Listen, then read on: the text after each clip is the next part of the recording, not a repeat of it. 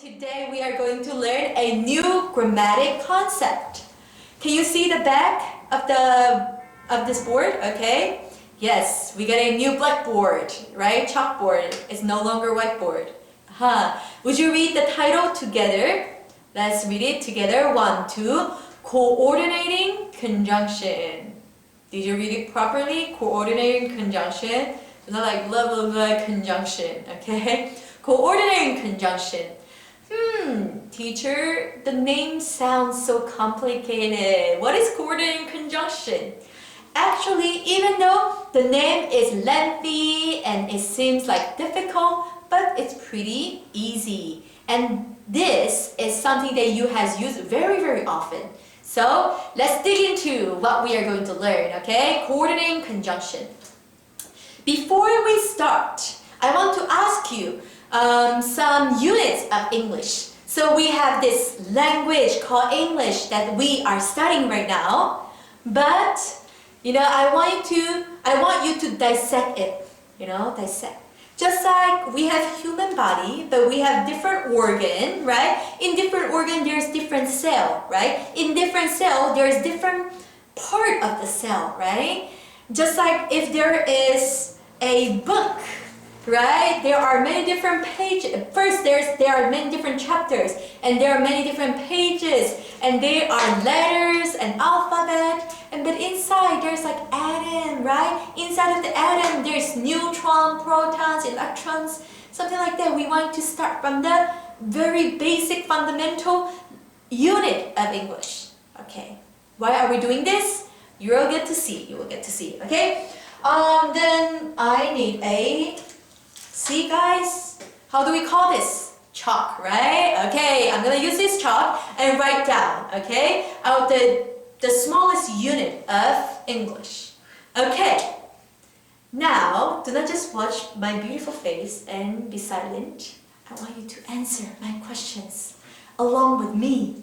Okay, can you understand? I already heard you. Good, you answered yes, right?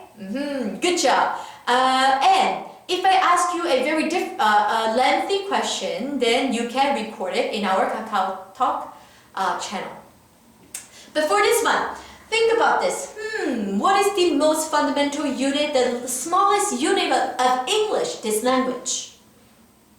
Yes, first one is good. Okay, alphabet, right?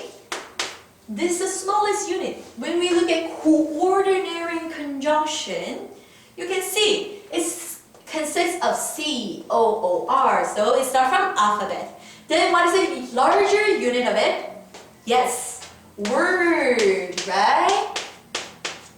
So we have how many words in this coordinating conjunction? Good, 2 words. But when they are together, they also deliver one meaning, right? For example, I really look up to Jenny teacher. Look up to. What is the meaning of look up to? You really respect, right? I know you always do, right? You really look up to. But, when we think about this, look up to this word, when it is together, it delivers one meaning of respect. Right? But however, if you dissect it separately, look up to. When they're not together, it delivers a different meaning. You might say look up, right? It doesn't mean respect, right? So when 2 different words or more than 2 different words combine together and deliver a certain message, we call it phrases.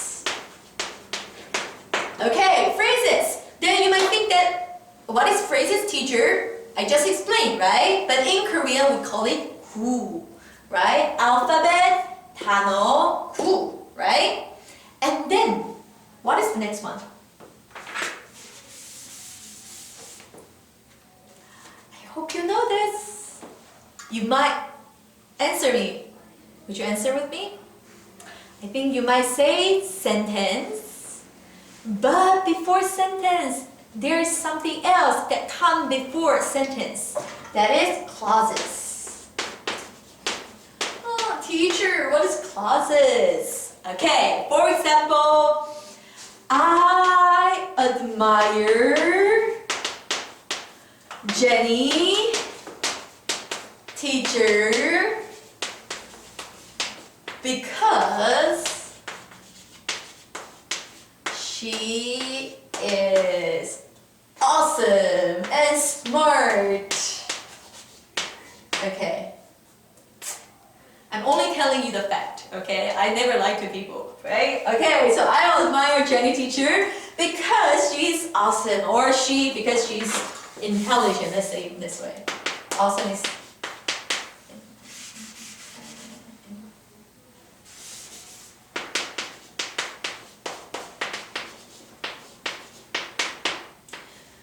Then let me ask you this question.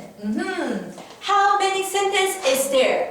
One sentence or two sentences? This is your mic. Here you go. Answer me. Okay? Did you answer? Good.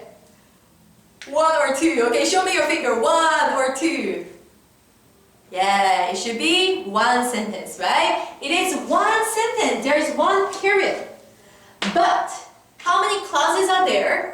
There are two clauses. One is, I admire Jenny teacher, right? And the second one is because she is intelligent. There are two clauses. In Korean, we say 절. Okay? So clauses indicates a certain structure that has a subject and a verb, which can consist of a sentence. Can you understand? Okay, so this is the clauses. And then, as you know, after the clauses, there is, yes, sentences. And then, along with many sentences, it creates one paragraph, right? And then maybe after several paragraphs are combined, maybe like chapter or certain writing, articles, right? And maybe later on we can say a book.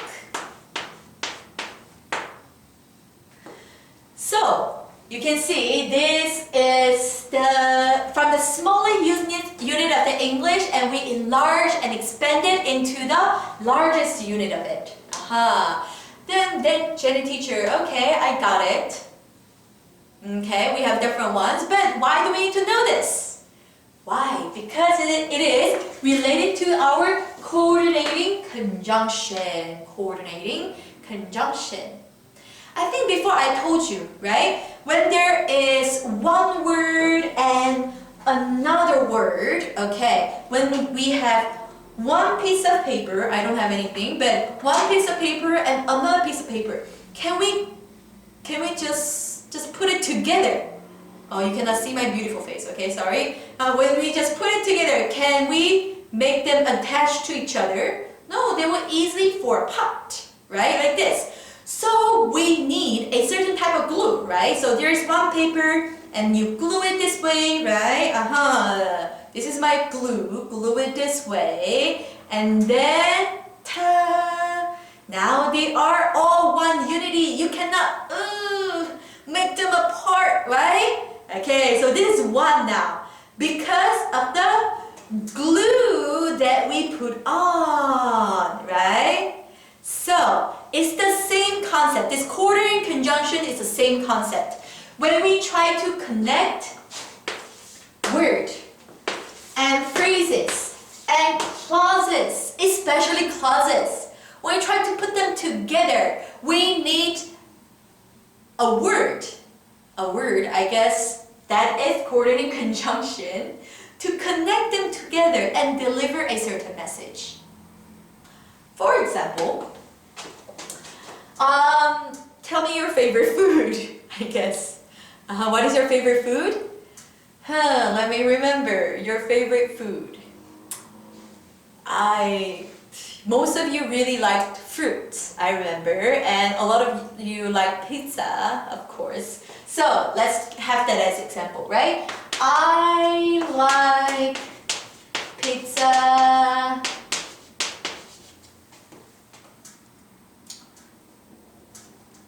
chicken. Okay, I like pizza chicken. If you say it this way, what will people say? What is pizza chicken? Isn't it chicken pizza? Like, is it, okay, pizza chicken. Is it like a chicken that tastes like pizza? Right? They would misunderstand your intention, right? You wanted to say you like pizza and also you like chicken. Then, what is the word that you must put here? Answer with me. Good job, good job. And, right? So I like pizza and chicken, right? Now the coordinating conjunction and became a glue to connect two words. What are these two words? Yes, perfect. Pizza and chicken, right? But some people like me, actually, I don't like pizza and I don't like chicken. Then how would you say it? Should you say, I don't like pizza and chicken? Boys and girls, we have learned this. Is there not in this sentence? No, we do not have, right? Then how do we call this kind of sentence? Number one, positive sentence. Number two, negative sentence. Tell me, what is the number? Show me your finger. Cute little finger. 1 or 2. Positive sentence, 1, 2, negative sentence. Which one is it?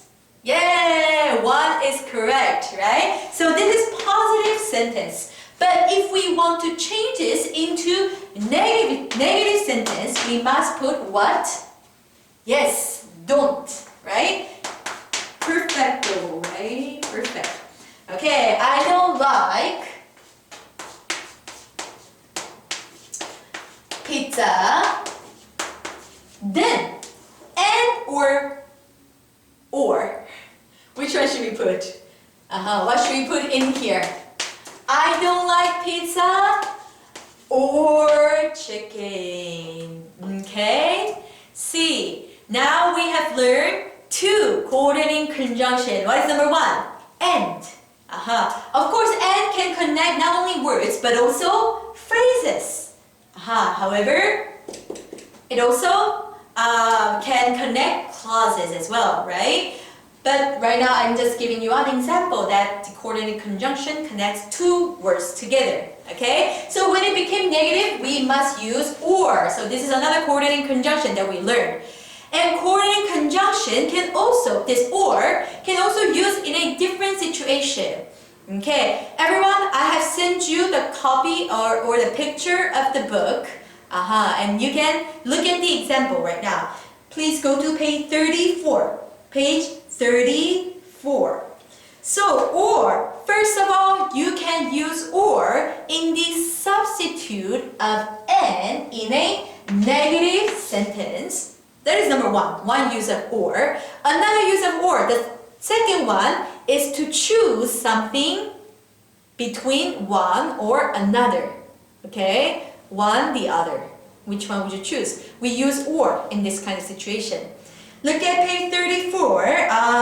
There are blocks, right? When you look at or, the second one, on the right side, the light yellow ones states the examples of each coordinating conjunction. The second one, it says, you can have cake or ice cream. Teacher, it's not a negative sentence. Why do they use or? Okay, this word doesn't mean and in a negative sentence. Here you can see, I don't like pizza or chicken. That means you don't like both, right? But here, or mean, here you can say, you can have cake or ice cream. Then this means you cannot have both. You need to make one decision, okay? You can either have cake or ice cream. Which one would you choose? Cake?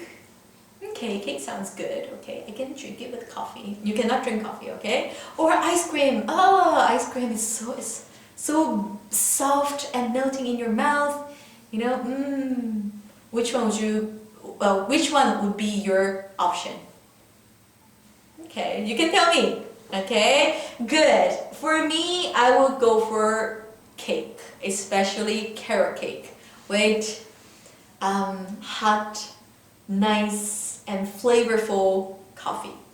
I'm starving right now. Okay, and the next one, another Korean conjunction is nor. So you might use it a lot in between neither nor, right? But how can we use nor independently? When is the time? So when you look at the third box, you can see nor is also used to show addition, which showed addition and show addition, right? And or when it's used in negative sentence, it show addition, right? So in the same way, nor also shows addition, but not in a normal way. You cannot just substitute nor in this end, but in a special circumstances. What is that? Let's look at the book. But it's only used to join two negative sentences. To join two negative sentences. After nor, the verb be or an auxiliary verb. Auxiliary verb is like can or must, something like that, like 조동사 in English, okay? Comes before the subject. For example, there's an example here. Do you like fast food? These are fast food, right? Fast food. They are so delicious, but are they healthy? No, not really, right? And for me, it's not that tasty either, okay? So, let me look at the example of this.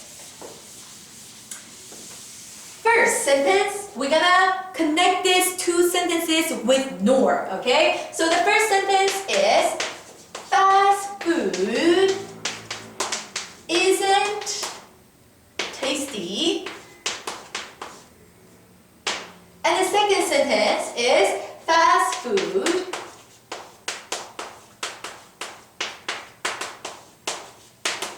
isn't healthy.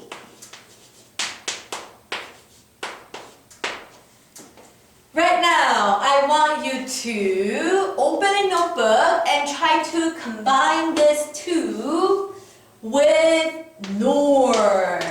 Nor became a glue, right? Right now, nor is the glue. Would you connect it? But be careful of one thing. I just read to you that after nor, when you connect this together, the verb be verb, or an auxiliary verb comes before the subjects. Where is be verb here? Here. This must come before the subject. Okay, I will give you some time to try to write it down. I know it's difficult. It's okay. I know you are all first grader to the third grader, but we can do it together. Oh, no. Actually, no, you're not, right? The second grade to the fourth grade now. Yes, we can do it together. Try to do it. Okay. Actually, in the nor, it already contains the negative sense. There's already the negative sense inside of it, okay? So, what you should do is get rid of not in the second clause, and then bring this be verb to the front. Before what? Before the subject. I will write it down. Okay. Right now we have the time constraint, so I will just write down FF, fast food. Fast food isn't healthy, isn't tasty, nor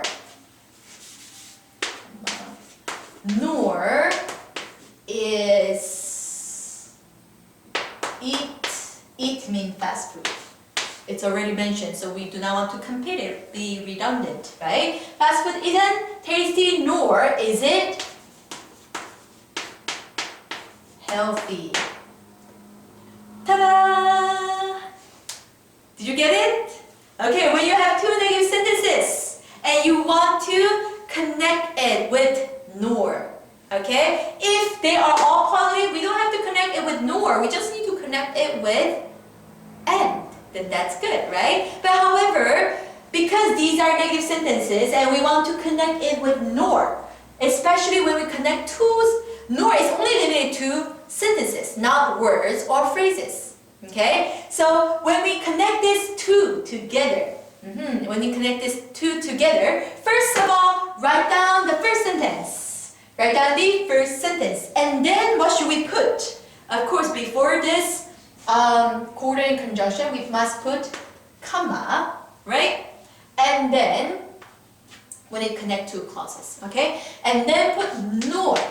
And then get rid of not, because in the nor there's already the negative sense. It's inside, okay? So get rid of not in the second sentence and put is or auxiliary verb to the front, okay? So nor is it healthy, period.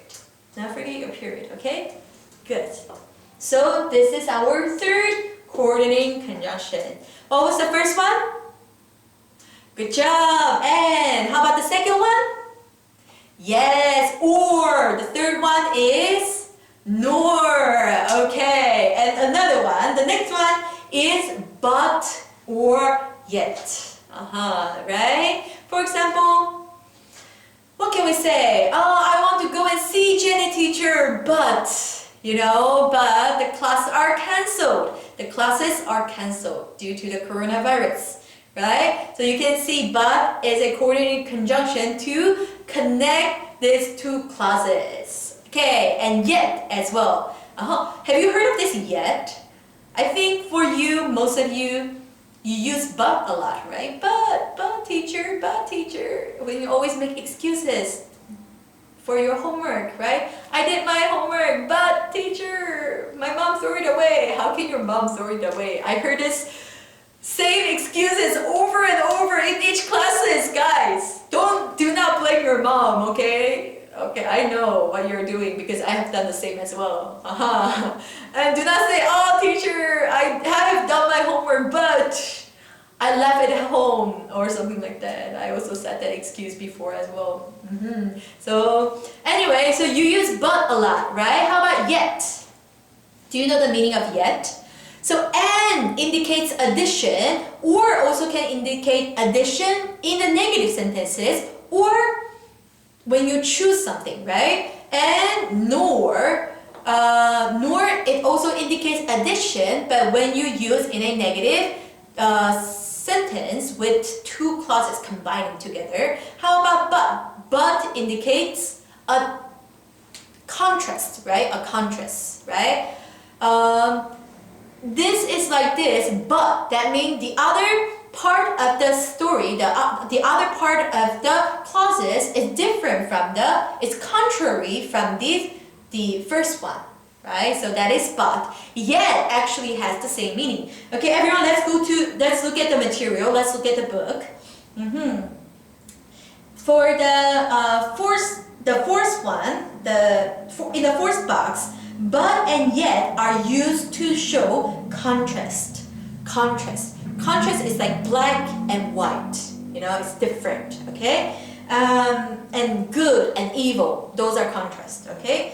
And yet it's usually only used when contrast is something surprising. So both of them, okay, indicates similar meaning, but the nuance are a bit different. For example, I want pizza, but she wants chicken. But we want to show something surprising, we use yet.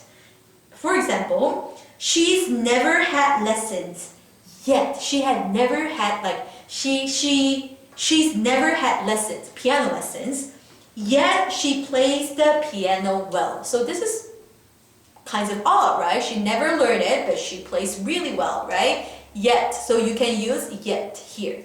But of course, you can substitute this with but. Okay? And the next one, the last two are the so and for. Be careful. I know you know so well, but you might misunderstood yet for. So we are talking about so or for. So for, you use it a lot as a preposition. For example, right here, for example, right? Or you might use it like I wrote a letter for my mom, right? For. This is a preposition. But this for is not preposition that following with noun, but this is a coordinating conjunction. Coordinating conjunction, right? What that means is this for has a different meaning. Actually, this for has a meaning of because. Am I talking too much? I know this is like I cannot see you, that's why I'm just speaking to the camera, but I don't want you to just be still and watch it, okay? Open your notebook, you all have your notebook, right? Open your notebook and start writing down these kinds of examples, okay? And for means because.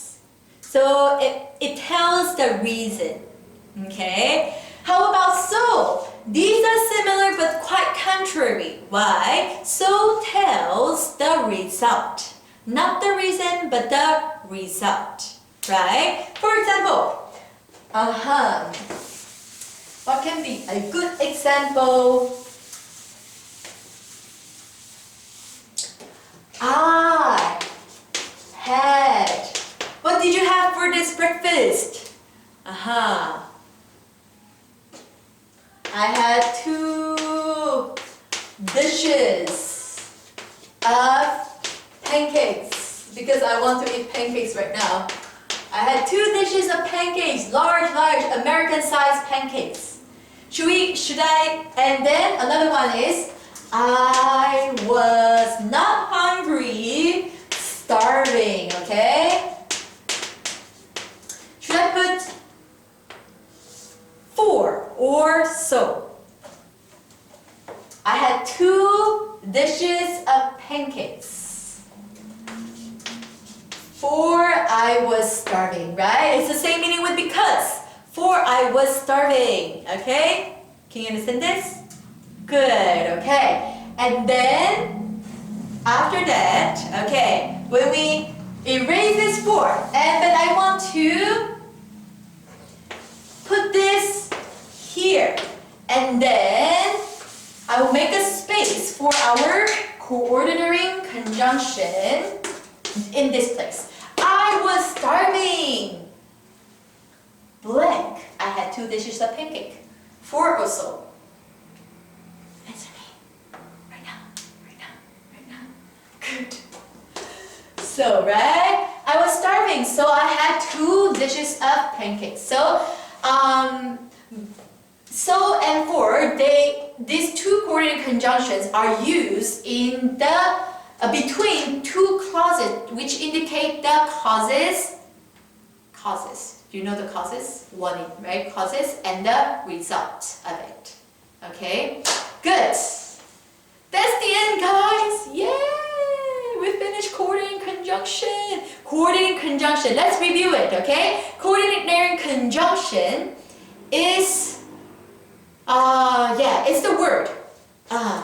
Not a word, but there are some words that connect these 2 words, or maybe more than 2, or phrases or clauses together.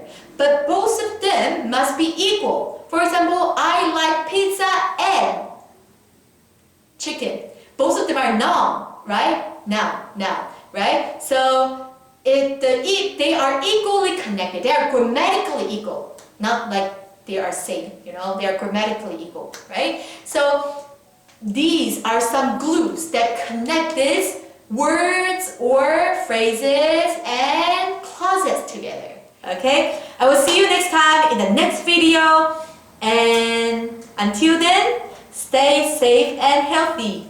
Bye!